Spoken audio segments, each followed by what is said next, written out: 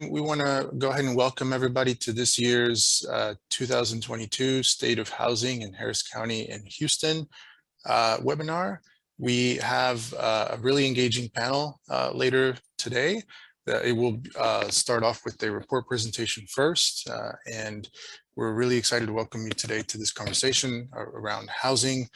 This is really one of the first opportunities that we have to see post-COVID data along a lot of different data availability, and it really helps us to understand what is occurring, how to understand what has transpired over the pandemic. So we're really excited to have you here today. This is the third installment of the State of Housing Report, and please stay on for an engaging conversation and presentation today. First, we really need to give a big shout out and thank you to Wells Fargo, who is the report's lead underwriter, and they have been a very big supporter of this initiative here at the Kinder Institute. Wells Fargo is really invested in the work that we do around housing research, and so we're really excited about unveiling this report, and a lot of it couldn't be done without their support. So we really want to thank Wells Fargo for being a large contributor to this effort and being behind us on it.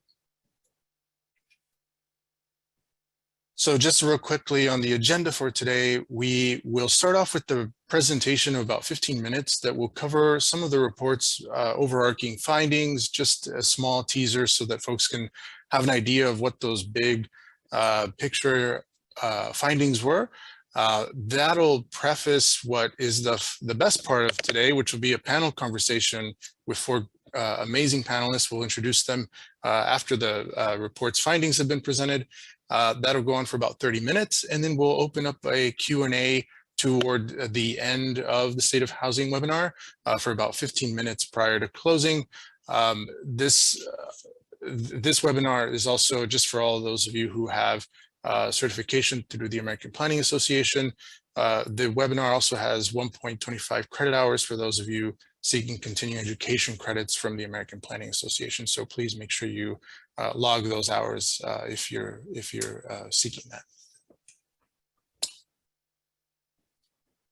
All right, so really the purpose of the State of Housing report is about looking at a baseline of housing indicators to inform policy planning and research. This really is intended to help us all be on the same wavelength when we're talking about housing locally. We want to understand and know what all those facts are to help us deliberate and have frank conversations throughout all of our governing bodies and institutions, whether you're in the public sector or in the nonprofit sector or in the private real estate development world, what these different baseline indicators are and what they mean for our community. And so this is really the big thrust and the purpose of this report. There is also a conversation going on, we hope, on social media. Please join the conversation on Twitter at RiceKinderInst and hashtag State of Housing.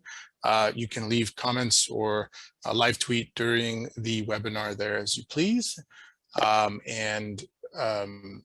Again, and also we do want to give also a big thank you to the Houston Association of Realtors, which has provided the Kinder Institute with aggregated sales data via the Texas A&M Real Estate Research Center, and that's a big reason why we're able to do a lot of the work that we're doing today. So really big thank you to them.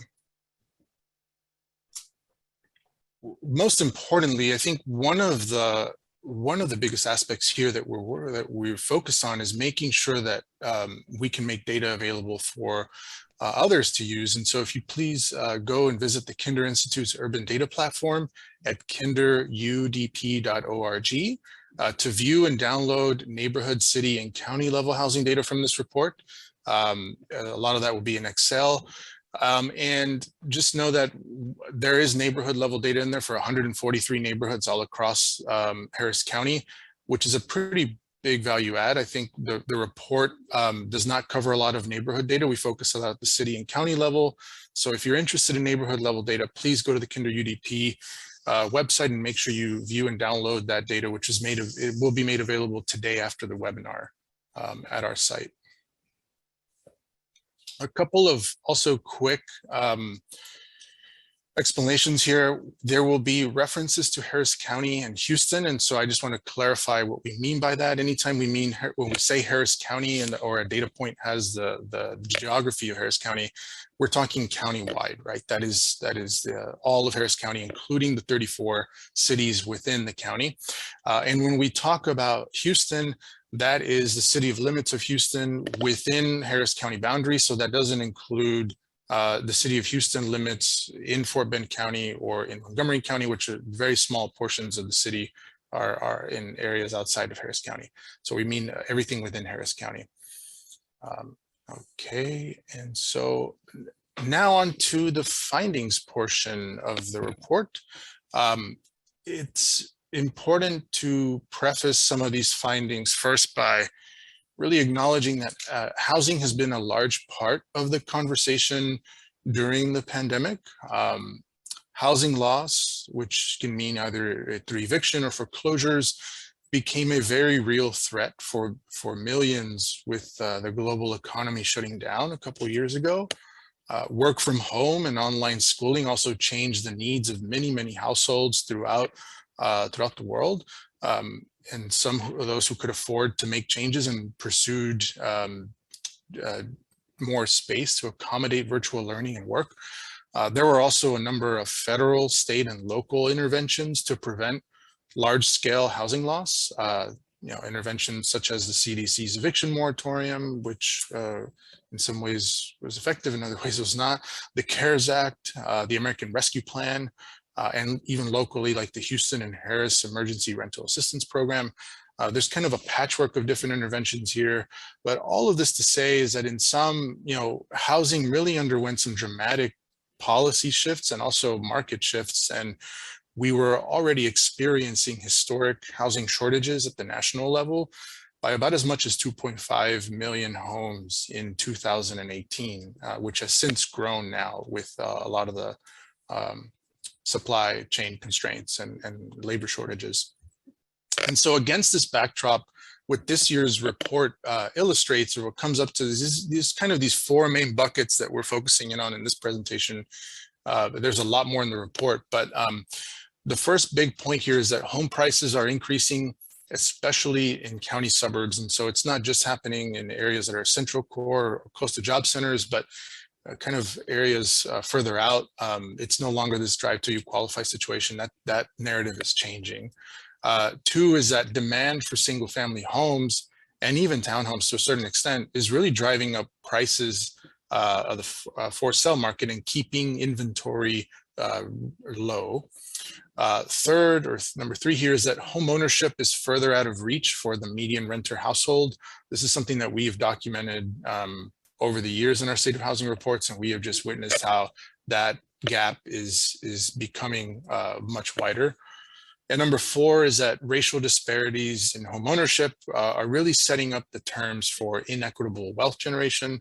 And that has a lot of implications for all kinds of issues around urban inequality and socioeconomic mobility. So these are kind of the four big buckets of where we're going to show some of these. And so just kind of, there will be a few of these line charts, so brace yourselves for us to see a lot of this in the next couple of minutes. But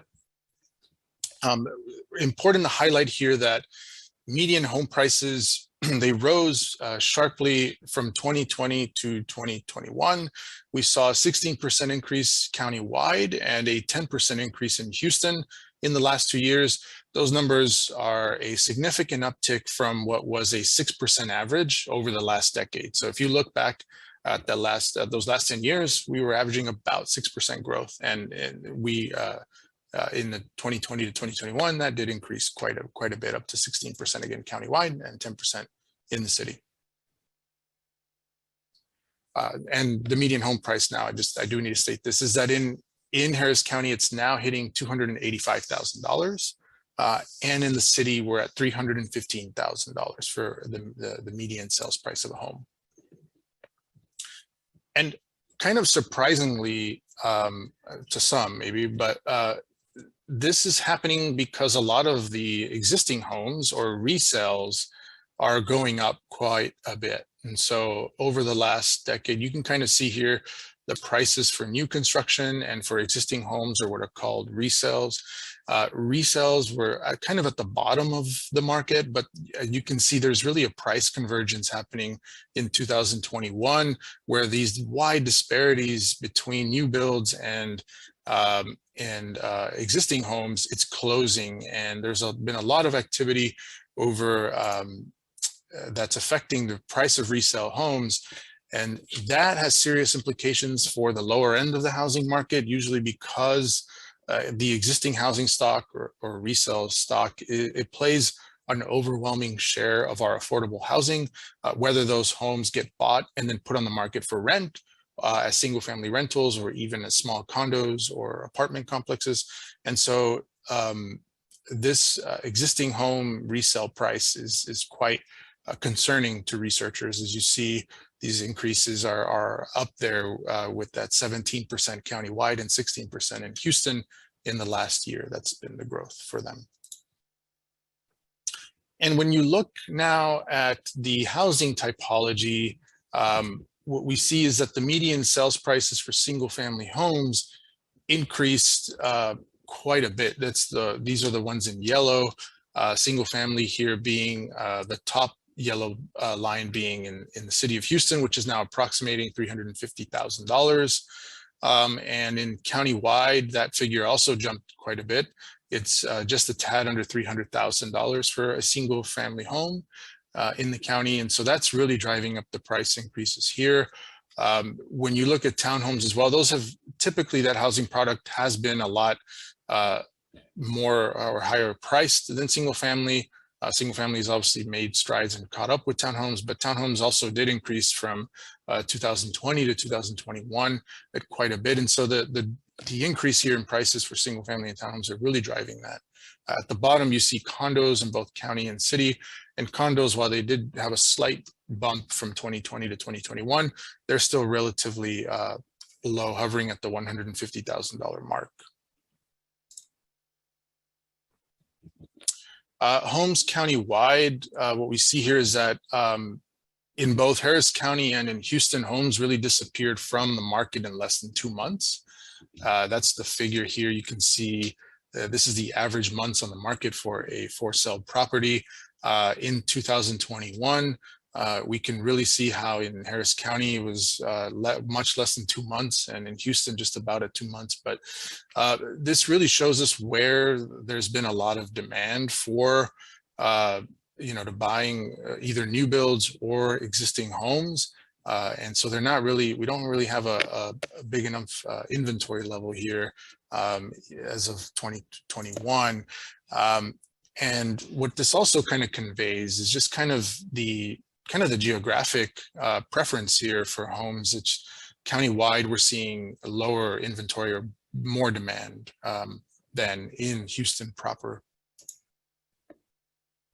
And just to contextualize that, you see the geography here of the sales volume of homes by the geography. You can see that a lot of these new builds are really, a lot of this activity is happening along the Grand Parkway in Northwest Harris County, Northeast Harris County around Lake Houston, and some pockets in Houston proper too, like the Heights, Garden Oaks, and inner portions of Spring Branch. But really the Grand Parkway corridor between the Katy Freeway and I-45 is where you see a lot of that construction activity for new builds. And in this one, you can see that same map, but for existing homes or resales, which is a little more widespread, but it also reflects here where homes are selling. And you can see that a lot of these existing resales are happening within Houston's Arrow, this inner western portion, where land values are obviously a lot higher, and then areas beyond the Beltway, particularly Northwest Harris County, but also Northeast and Southeast Harris County. You're seeing a lot of resale activity.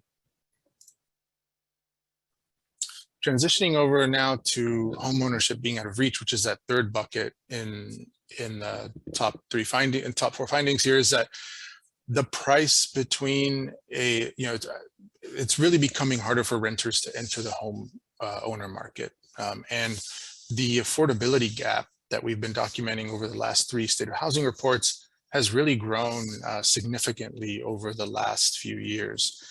That gap has widened from what used to be a $35,000 gap in 2011 to now 135,000, or it's grown over 100,000.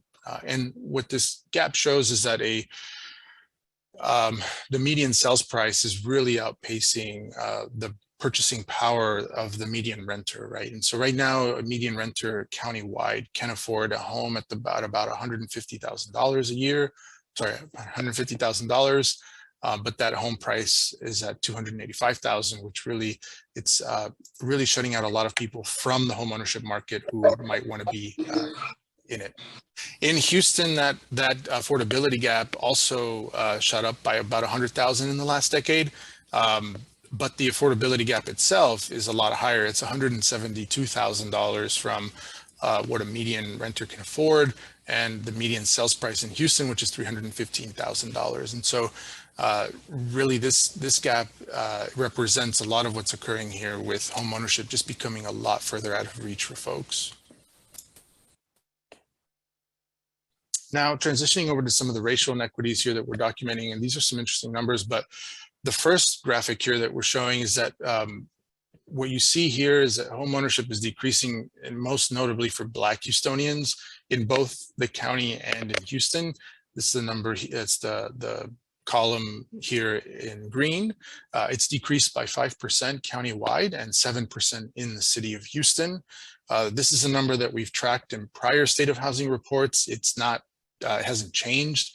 The trajectory is still downward. And as it stands, the Black home ownership rate is about half of that of the white population, and much, much lower than the county's overall home ownership rate, which sits at about 55%. And these figures, obviously, they're concerning for a number of reasons about urban inequality and racial disparities in wealth generation.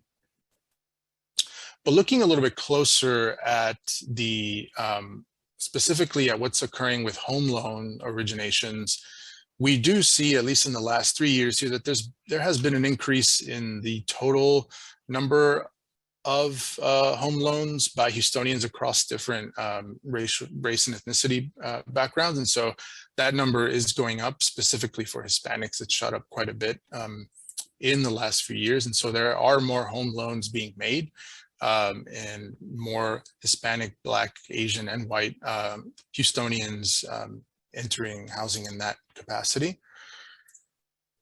But these gains were also accompanied by increased denial rates for specifically for Hispanic, and then there was a small uptick in the last year for Asians, and this is simply representing that nearly 1 in 4 Hispanic home loan applicants is denied a home loan.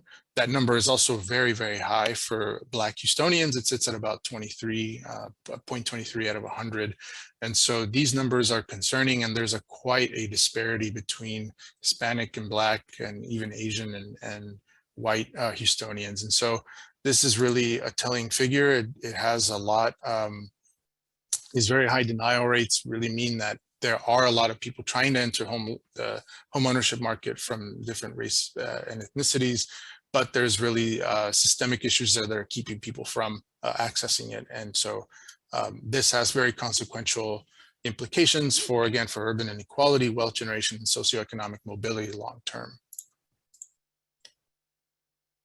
This wraps up the summary findings from this year's report. We do invite you to visit our website at kinder.rice.edu to see the full report. Here's a snapshot of the front cover of it. It's got a lot more data than we were able to cover in a few minutes, but we invite you to check it out and read it. We also, again, I will put in another plug to go to the Kinder Urban Data Platform at kinderudp.org to view and download, again, neighborhood level data, city and county level housing data that can help you in your work and in your everyday capacity, if that's of any help. And we want to thank you for being a part of today's webinar. I will now hand it over to Bill. I hope he's got his Can you hear me now, Luis? I can hear you now, Bill. All right, great. I'm sorry for the technical glitch before, and I want to go back and say welcome, everybody. And again, thanks to Wells Fargo for supporting this report for the third year in a row. And thanks very much to Luis. What we're going to do now is transition to our panel discussion. If you have, and as Luis said, there's lots more data and information in the report. So we would love for you to download it and take a closer look at it. Quickly, the panelists, we have a great panel today, and we'll quickly go through the introductions. And I believe, Luis, you're the one who's controlling the slides here. The panelists are Tyron McDaniel, president and owner of Urban Village Vintage Homes. Secondly, after Tyron is Laura Jaramillo, the executive director of the Local Initiative Support Corporation in Houston, formerly of Wells Fargo and one of the early champions of this whole effort here at the Kinder Institute. Jonathan Campbell, vice president of investments at Washburn Companies, and Alex Miller, an independent urban planning consultant in New Orleans, who's done a lot of work in Houston here over the years. So if you would all put I think we'll go to the panel now, and I think we can stop sharing the screen and just go to the panelists. Is that right? Let me begin by asking Tyron a question. So what we saw from Luis would indicate that as prices go up, demand is higher than supply. The market should be responding by increasing supply, by more developers coming in and building more housing. How are all the trends we've seen affecting the way developers might be responding in terms of housing production? Are developers increasing housing production, or has that become more difficult because of the circumstances during COVID? Tyron. Well, there's a mixed approach, if you will. There are those of us who have kind of curtailed production because of the difficulty in trying to predict pricing. You design a product that will take anywhere from 4 to 9 months to deliver, and the volatility of commodities, along with the issues of getting certain materials based on the logistical bottlenecks that we're experiencing right now, has caused some to taper off or curtail their production. Then there are those of us like our firm where we realize that some developers aren't. So there's an even larger need that's being exacerbated because others are curtailing their development. And so we're actually have increased ours and have just tried to underwrite and be as conservative as we can, which also creates some issues. So it's kind of a mixed bag. You have those that are pulling back, and then you have some of us who are actually being more assertive. What's it like to try to go out and lock down pieces of land in this market? Well, that too is another issue because, land prices in all the areas, throughout the city and the suburbs have increased dramatically. And so unfortunately, that's causing, us to have to pay more for the land. And, that becomes a trickle down effect because that ultimately gets passed down to the end renter or homeowner in this case. And as Luis indicated, construction materials have gone up astronomically during COVID, lumber and so forth. It's, there are certain materials that are critical for home building where, we used to buy OSB sheets pre-COVID for $9 a sheet. Those are now $38 to $39 Wow. a sheet. So, material prices have truly been, the bane of our existence here for the last 2 years or so. Wow. Jonathan Campbell, thanks for being with us. I wanted to ask you a little bit about how lenders and, real estate projects, housing projects are financed with a combination of debt and equity. How are lenders and equity investors responding to this situation, especially since just in the last month, even since as we were wrapping up this report, interest rates have gone up so much? Yeah, thank you for that. That's a big question, and lenders and investors behave slightly differently when it comes to single family and multifamily markets. But broadly speaking, we are starting to see interest rates go up, and lenders are driving that. This is further constraining cash flows that are already tight, which, as Tyron described, is causing greater volatility in developer decision making. On the investor side, we witnessed the Federal Reserve Bank, buying secondary mortgage market paper at a slight premium. And over the last 6 months, they have taken their finger off the scale, so to speak, and natural supply demand in the secondary mortgage market is causing interest rates to rediscover what market equilibrium is. So there's going to be less monetary stimulus in the economy, which hopefully helps to allow a tapering of inflationary pressure. But that could mean, with higher interest rates, it could mean, could that possibly mean depressed housing production? It could, and we are already starting to see volume trickle down from what we've heard from our stakeholders in the brokerage industry. There's been a dramatic drop off, and there will continue to be expanding affordability issues until supply is at least able to keep up with population growth. Okay. Laura Jaramillo, welcome. You're the executive director of LISC in Houston. LISC provides support for many affordable housing developers, people in the community development business, and you have long experience in that business yourself at Wells Fargo and other banks. How are these most recent economic headwinds affecting local community development efforts, particularly for nonprofit affordable housing developers? What are you seeing out there? Yeah, first of all, thank you, Bill, and to the Kenders today, to Wells Fargo and this esteemed panel. Just a little background, Bill, you provided some of that, but LISC is one of the largest community development support organizations in the country. As many of you know, we drive investment of capital and of technical assistance and training to support our communities that are in revitalization or even in a building mode. So we are about building communities, and that's through several key economic development programs that are like our Go Neighborhoods and our financial opportunity centers.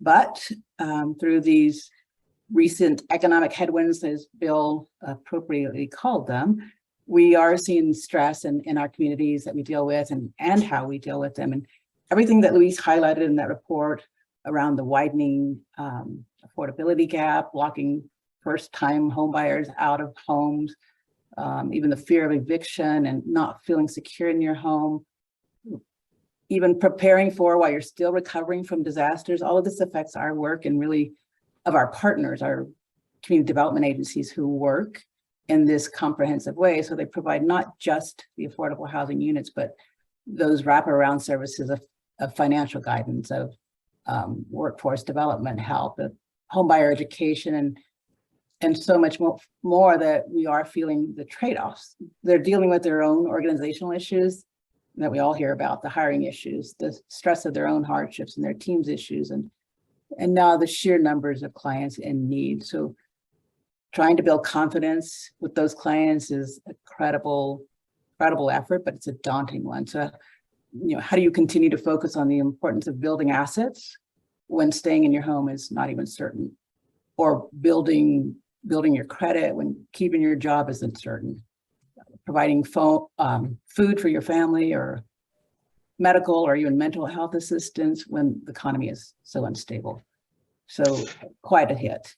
That sounds like quite a hit. Are the affordable housing developers, the nonprofits facing, how do they deal with these? I mean, Tyron described talk about economic headwinds, some very difficult things for any developer to face: rising land price, rapidly rising construction materials. I mean, if you're an affordable housing developer and you're trying to bring a housing product onto the market at a particular price point, how do you manage this current situation? Yeah, so do our nonprofit developers have the capacity even to continue to build with the unpredictability?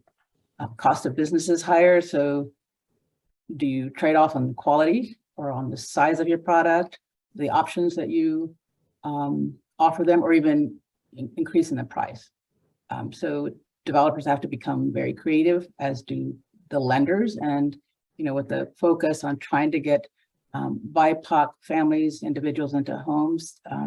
This is a very intriguing place to be, and one where we have to be creative and understand the differences in our communities. It's an increased amount of work and clients. So it is very daunting. Alex Miller, you're not a developer, or a lender, you're an urban planner, but you've done a lot of work on housing here in Houston, most recently playing a key role in Harris County's My Home is Here affordable housing analysis. What do you, one of the issues that we see everywhere in the country, but in Houston as well, is that the private market tends to build to the high end of the market.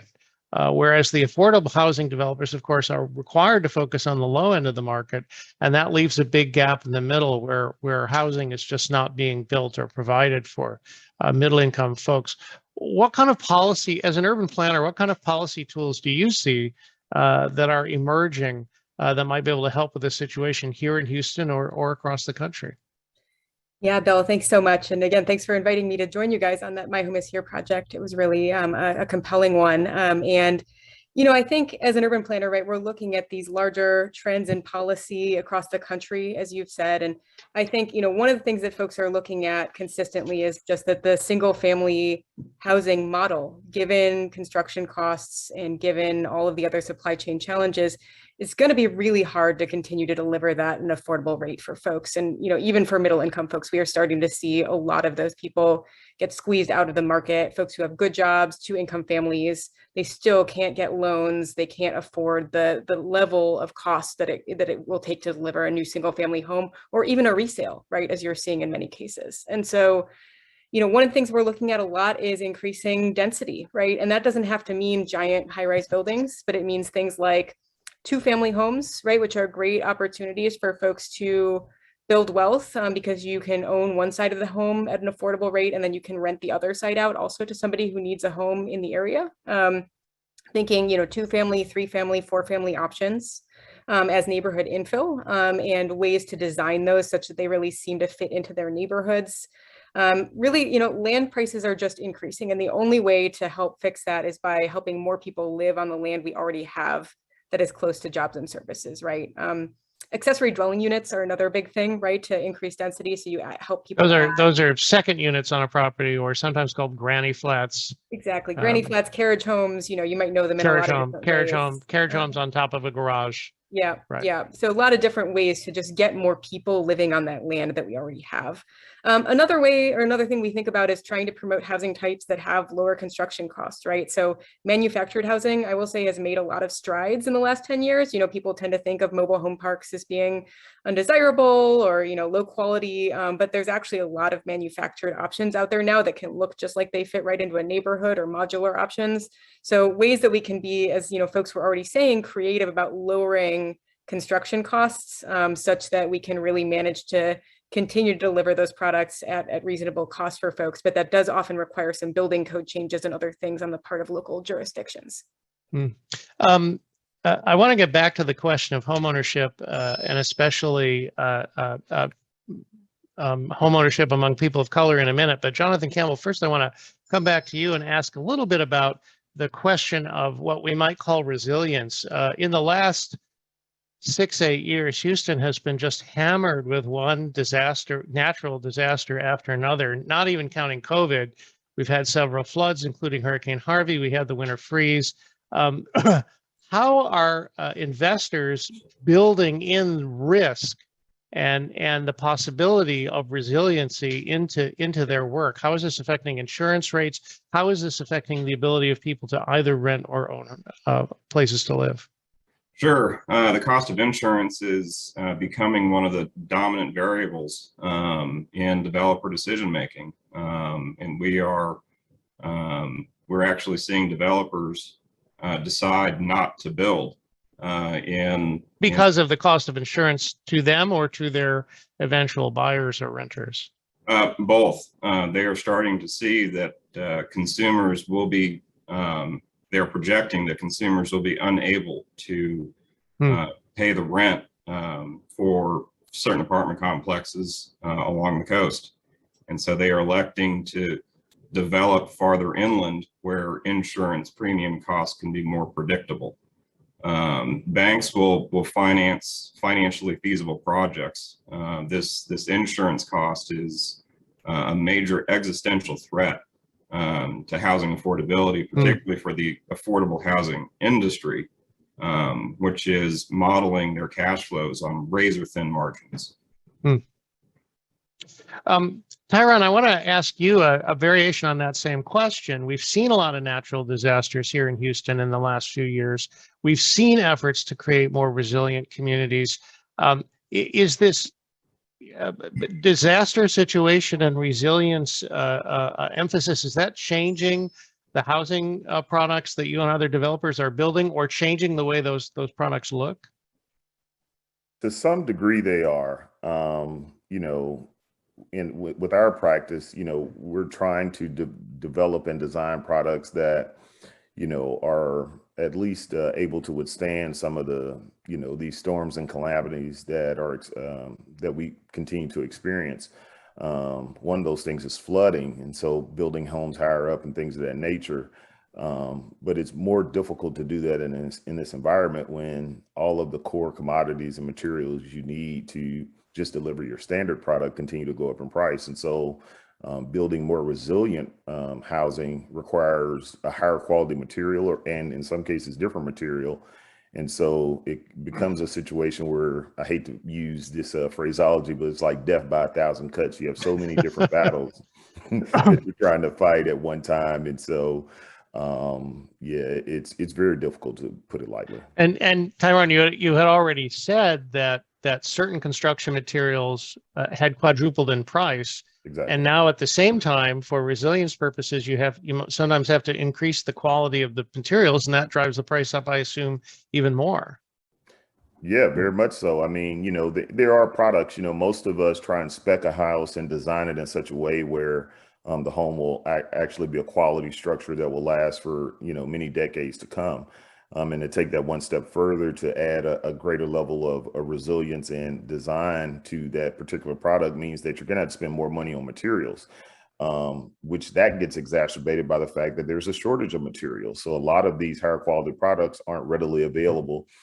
For instance, there's a certain, you know, hardy plank siding, which is something we use. Well, we have vendors now that are limiting the amount of hardy plank that will sell us at any given time. So it's getting quite complex and difficult to provide housing and keep it affordable and resilient and attainable for more families. Wow. I want to get back to the question of Black homeownership in particular, or as alternatively, what Laura described as BIPOC homeownership, which means Black, Indigenous, and people of color, BIPOC. We saw in Luis's presentation an interesting pattern, which was that, well, two interesting patterns. One was that Hispanic homeownership is holding at about 40%. Black homeownership, especially in the city, has declined, and inside the city is only 30%. At the same time, Luis had another slide that showed that mortgage denials for Hispanic and Black applicants is running about a quarter of all applications. Laura, what can we do to encourage more Black home ownership? What can we do to encourage more Black home ownership? What is being done? Are there steps out there that can actually be taken? Laura. Making notes. Whoop. Tyron, how about you?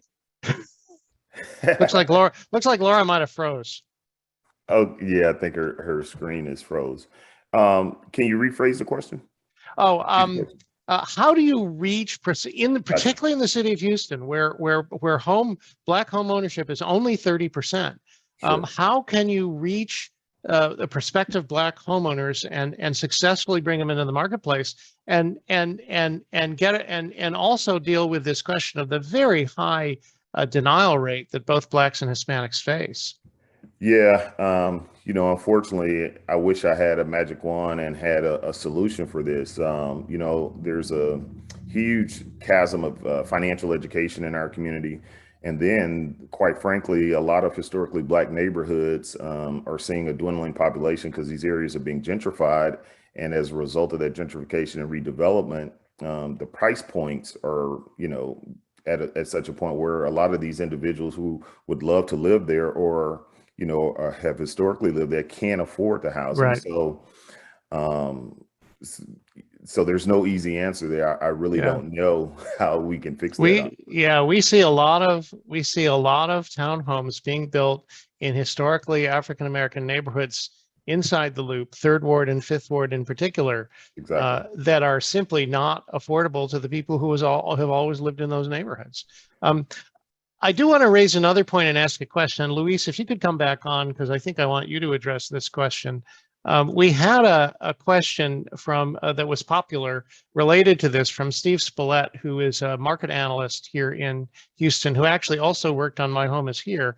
And one of the things Steve said was, is part of the reason that Black homeownership inside the city and in Harris County going down, is that because there are communities outside of Harris County that are welcoming to African American homeowners and that they find attractive? Missouri City, Richmond, and Pearland in particular were the ones Steve was mentioning. So one question is, are we seeing Black homeownership inside the Loop go down because there is a certain Black flight to suburbs outside of Harris County?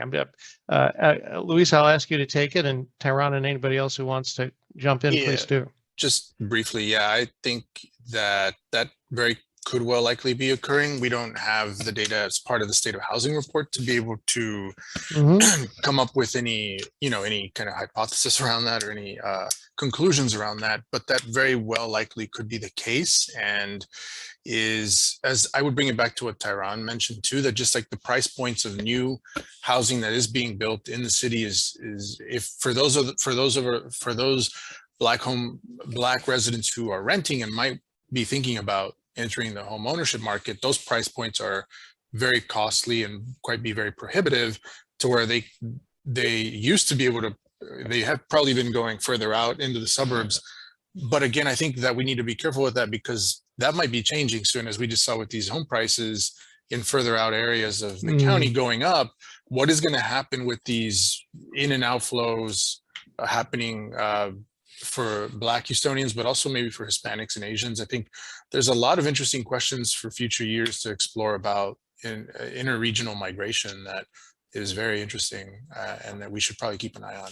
Sure. Tyron, go ahead. Yeah, well, one of the things I was going to say, I grew up in Fifth Ward, which is east of downtown, and I can recall houses that were $75,000, $80,000, several years ago, and now, as stated, new construction in this area is $350,000. So, right, what happens is you're forced. And this is in a neighborhood where the median household income is what, 20,000, or historically was something like $20,000. Exactly. And so the demographics of the community is changing rapidly. And so it's forcing people to go further out to say an area like Missouri City, because it's as close as I can get to the city and still afford a house. Yeah. Luis, you might mention as we talk about this being pushed out, if you could come back on, Luis, you are working on a project in Setagast, which is east of the Fifth Ward. And can you describe what we're seeing there? We're seeing a lot of spillover. We're seeing home prices go up in a traditionally very modest neighborhood next to the rail yard. And yet home prices are going up and affordability is a concern there as people move further away from downtown, further away from the Fifth Ward to the east. Right, yeah, even to a certain level, surprising us with the level of home activity and home sold. Yeah. It's a neighborhood that has had historic issues of environmental justice. So the placement of a lot of polluting industry nearby, a lot of industrial uses next to it, and also just infrastructure like rail yards and highways that have really cordoned off the neighborhood from other parts of town. And the neighborhood has also just been going through a lot of issues and trying to secure drainage and proper infrastructure and services. But yes, even in neighborhoods like Setagast, which don't immediately pop up and when you think about areas that are gentrifying, there is a lot of transactions occurring specifically on the land, which I think, interesting, which is what we saw in the Fifth Ward in the past.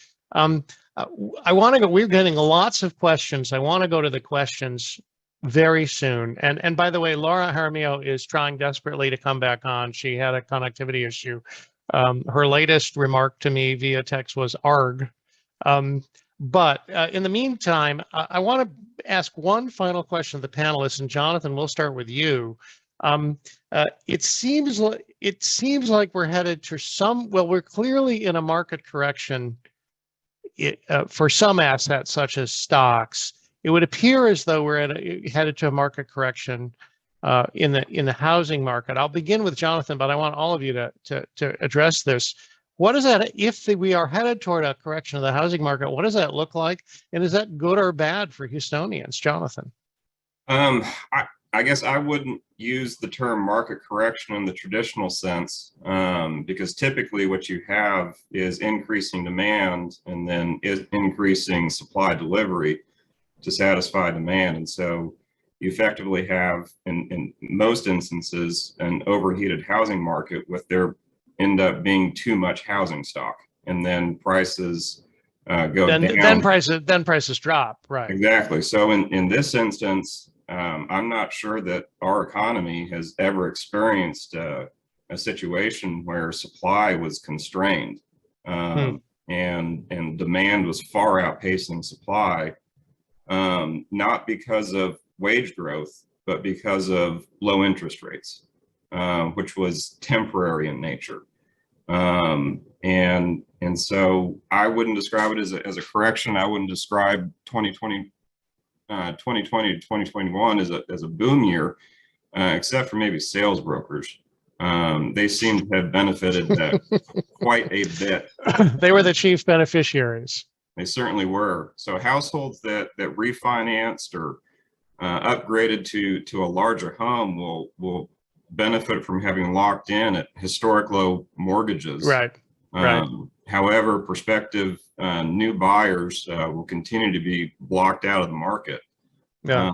And now we have a big buyer-seller disconnect over what the home values are. The bottom line for the foreseeable future is that homeowners and renters are going to end up paying more for housing, particularly more for taxes than they ever have before.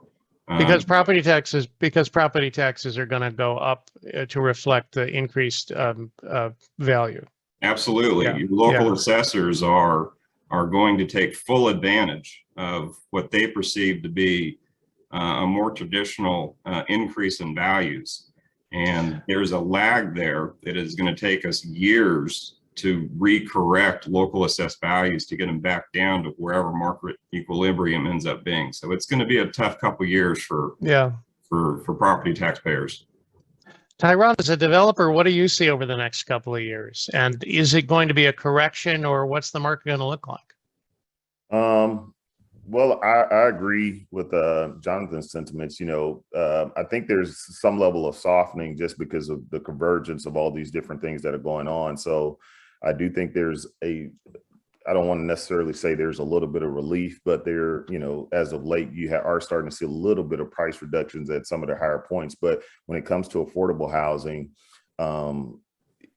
people are starting to use the phraseology attainable housing now versus affordable, because it's hard to consider what the average or median home price is in most of these areas affordable. So the reality of the matter, I think that people are having to grasp is that housing is technically and historically going to go up, and probably will do so for the foreseeable future. Okay. I'm going to turn to the questions from the audience now. These are all in the Q&A. They are ordered by popularity, but I'm just going to go through and start asking questions.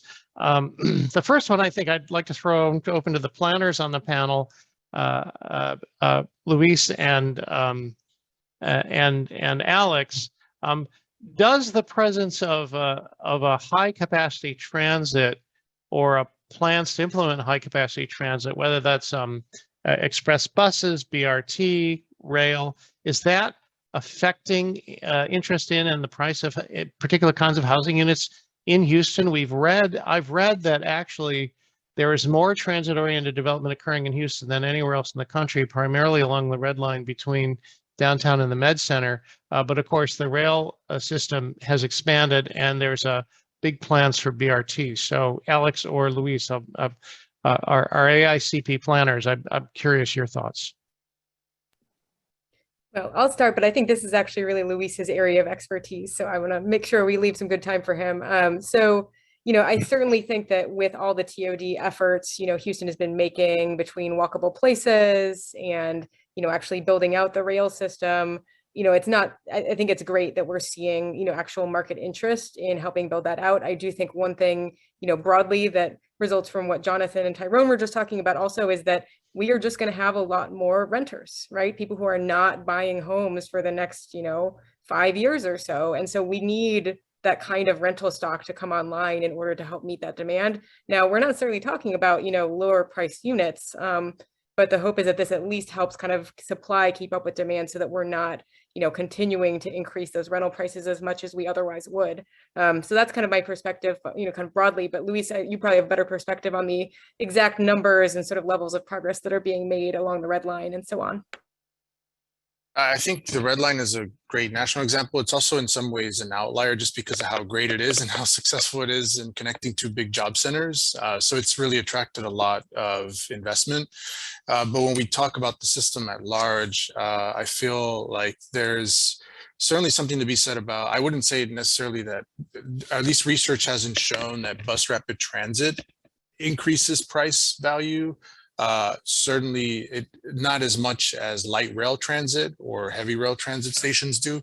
There have been a number of studies on this front, and BRT is still kind of not at the cusp of providing a big pricing jump, at least on national studies across the country. It could be that we might see, you know, correlational, you know, something of a correlation here in Houston if that does happen, but it could be because of other factors too. People just generally want to live in areas where they can walk and ride transit. Those areas they have high price points because they're in high demand and because they're so limited, right? They're so scarce. And so the problem here is like, if we build more of it, it'll mean that we'll have more communities where people can live like that, and that will hopefully drive prices down. So I want to go back and ask, I'm sorry. I want to go back and ask a related question. You see the question from Marcus Armstrong, which is related to what Alex said.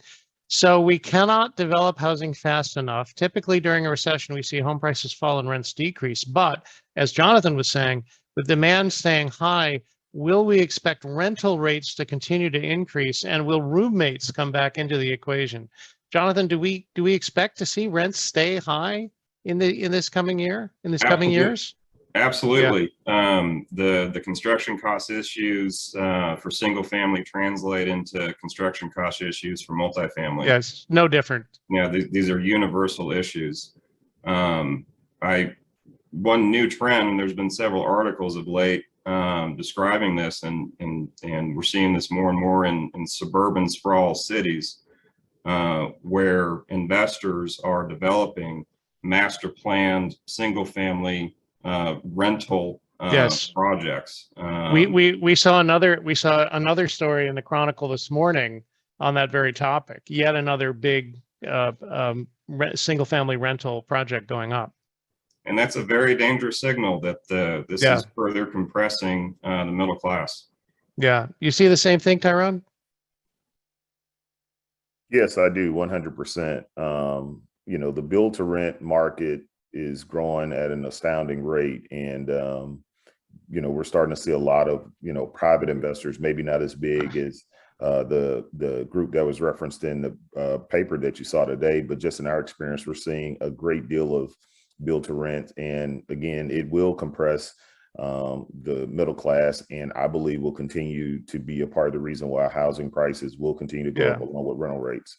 Yeah, we've certainly since the advent of the current home building and mortgage system during the Depression and after World War II, we've never seen this level of activity of building single family homes for the purpose of renting them. They've generally been built for home ownership.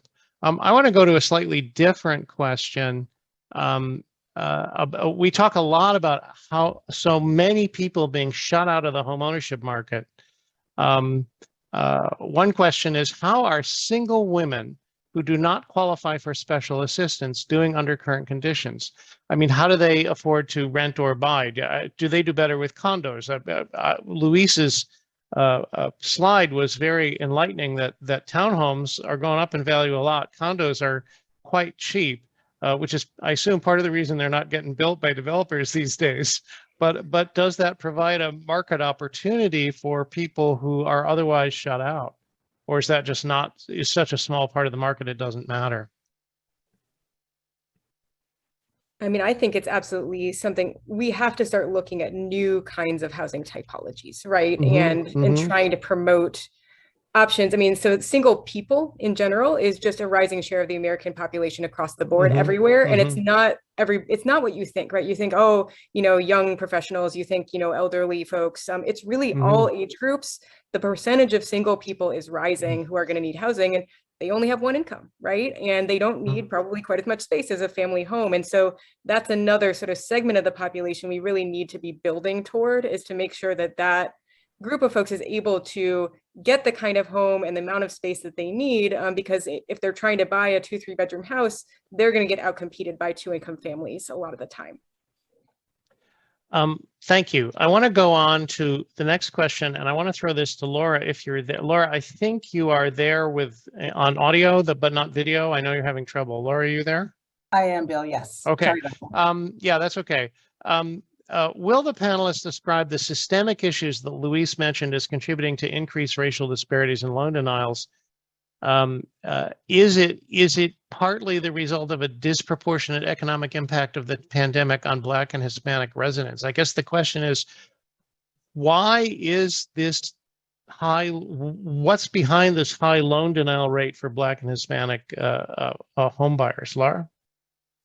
I would say, Bill, a part of that is what's happening now, but I wouldn't say a large part. I think that it is very concerning that these are systemic issues that are, you know, that have been around long before this economic time. So it's concerning, but I also feel like there are, especially lenders, who are looking to alleviate that. So how do we come up with specific down payment assistance programs that will consider specific demographic groups, or, you know, lowering credit scores? There's all types of innovation that's happening right now, but I think it's related to these long-term issues, not just these. That's just exacerbated it.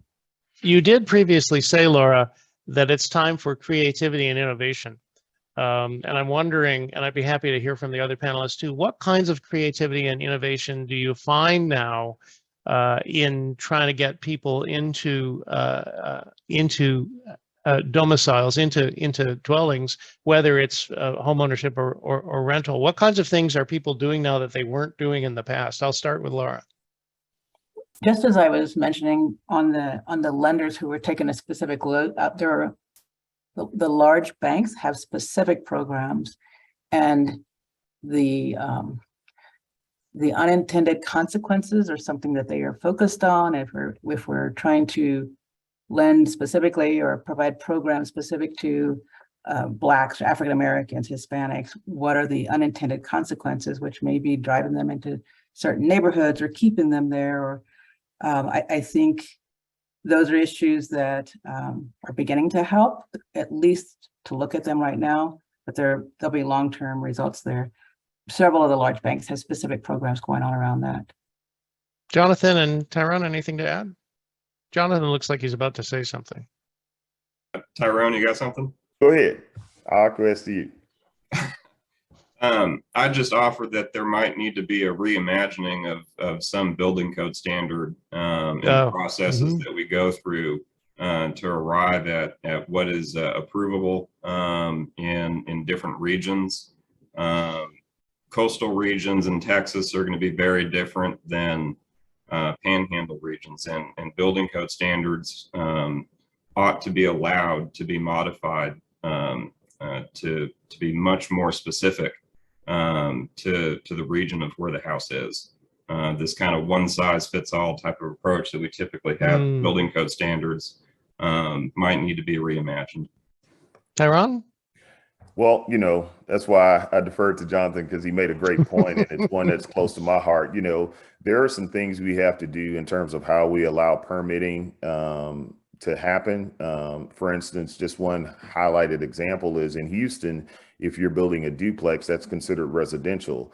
If you go to a triplex or a fourplex, that's considered commercial, which now means a much longer permitting time, as well as it's way more expensive to build and develop. Whereas conventional lending standards say that anything that's 4 units or less is residential. So that one designation prevents us from servicing and creating more dense product, specifically inside the city's inner corridor. So there are different things that we have to change in terms of how we legislate or allow housing to transpire that could actually help us provide more affordable housing.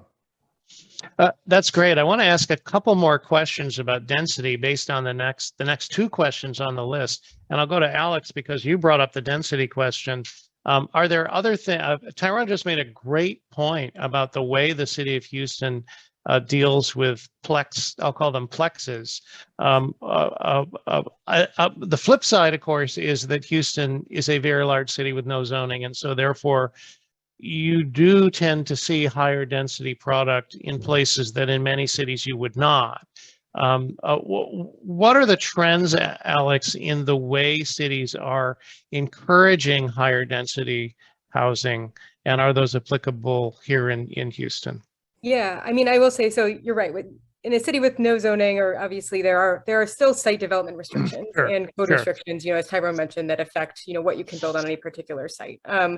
If you look at other cities and what they're doing, a lot of it does have to do with those kinds of land use restrictions. So people look to, say, Minneapolis, which recently, eliminated single family zoning. And one of the things, I actually had a really interesting conversation with some folks from the city earlier this year at a conference, and they said, we're really still not necessarily seeing those plexes, as you put it, Bill. We're seeing a lot of increase in our 20 plus unit development, because we've made some other modifications to our code, but we haven't really seen as much movement in the sort of plex style, 2plex, 3plex, 4plex development over the last year or so. And I think one of the things that points to me is where, what are the sites that folks are looking at? How are developers responding to the sort of constrained market with the, by developing the kinds of products that they already know how to deliver? And how do we sort of think about financing structures and, infrastructure and other things in communities that can sort of support that level of and type of neighborhood infill? So I don't know that it's as much of I think it's a little bit more of a financial and code and other, sort of structural question in my mind than it necessarily is about planning. Although I do think that, having those kinds of housing in neighborhoods, you do have to really work hard with community to convince them that they're not getting a second-rate product. And I think for me, that's a really big deal, is to make sure that we are communicating clearly that everyone in the US is going to have to adjust to this new situation if we want to be able to afford homes and home ownership, right? It's not just that we're going to, try to deliver this to folks who have traditionally been shut out of home ownership. But the trouble is that is where we're often sort of starting, because we're saying this is the affordable option we have now. And so I do think that's something for a lot of planners to have to keep considering as we try to promote that sort of smaller missing middle, as we call it, infill development. But I'd be curious from, others too. Tyron, I want to ask you, you made a great point about duplexes versus triplexes and fourplexes, but I guess my question for somebody for a developer like you is are triplexes and fourplexes worth it, or is it make more sense to build single family or townhomes at a high price or larger multifamily and forget about those middle sector? No, they are definitely needed, and especially in a city like Houston, because it speaks to that missing middle housing. And that's exactly what that missing middle housing is. Prime example, we take a 50 by 100 lot and we could subdivide it into 2 lots, but it would be, and now you can build maybe 2 different houses, versus if I could take that same lot and build a fourplex. Now, as an affordable housing developer, I'm able to offer a, affordable rental or an affordable house for someone. Whereas if I'm just putting 2 single family houses, I'm not speaking or answering the density issue, which one of the things we have to do in a city like Houston is we have to get more dense inside the inner city. it's, you know, it's a byproduct of why housing, in my opinion, is more expensive. So again, there are many layers to this onion, but for sure, having the ability for builders and developers to create triplexes and fourplexes would definitely meet a huge need and demand in the marketplace. Bill, We're almost Bill, yeah, go ahead, Jonathan, go ahead.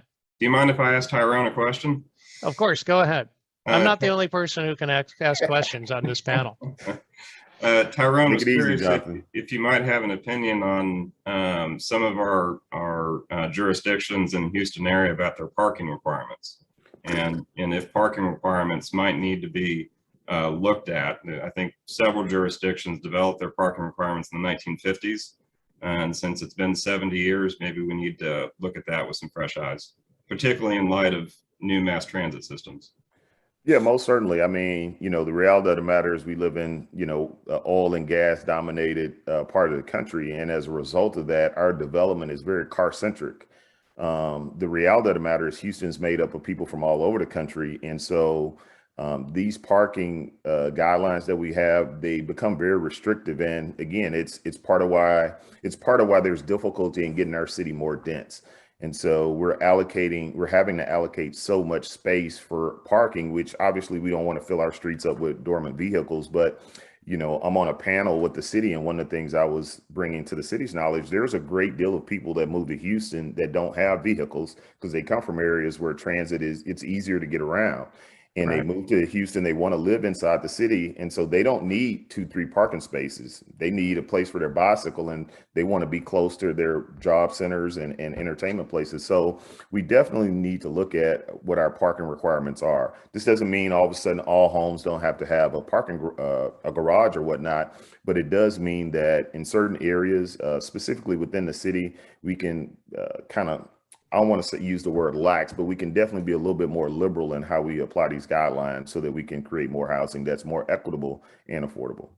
Okay, well, we're out of time. I wish we could go on. We could easily go on all day with all the questions that the audience has asked and the knowledge on this panel. I especially want to thank Wells Fargo for 3 years of important support. And this is our final webinar of the year. We'll take the summer off. And it's great. It's been great to be here and great to help you. This will be my final event as director of the Kinder Institute. I'll be stepping down next week and replaced by Ruth Lopez Turley. So again, thank you all. We had a great crowd today. Thank you all for participating. And I hope you all download the report and read it and have a great summer. Thanks again.